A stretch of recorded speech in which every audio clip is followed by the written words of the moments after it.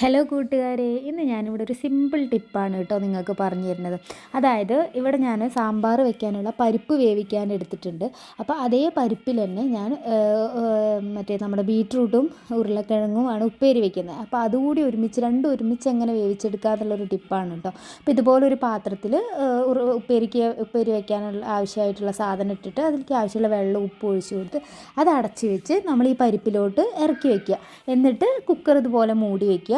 എന്നിട്ട് ഒരു 3-4 വിസിൽ അടിച്ച് കഴിയുമ്പോഴത്തേനും നമ്മുടെ പരിപ്പും വെന്ത് കിട്ടും.